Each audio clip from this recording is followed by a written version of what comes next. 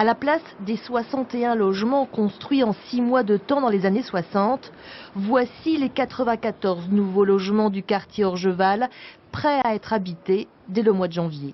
L'objectif de cette construction, faire une résidence exemplaire sur le plan environnemental.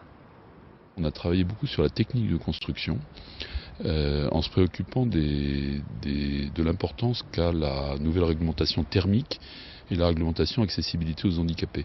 Donc ça a donné, on a repris un peu des réflexions fondamentales sur ça en remettant en cause des principes habituellement choisis comme les balcons par exemple, c'est-à-dire que les balcons sont des structures qui sont montées devant les immeubles, qui sont complètement indépendantes des immeubles pour ne pas créer de pont thermique et ça permet aussi une accessibilité meilleure des handicapés parce que ça permet de les mettre exactement au niveau de la fenêtre.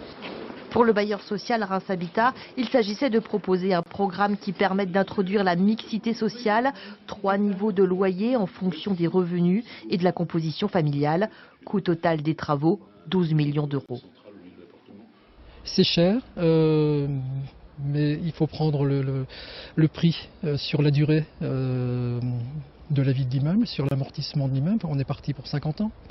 Donc ce qu'il est important de regarder, c'est le loyer que ça permet de générer et des loyers qui sont adaptés aux ressources des familles.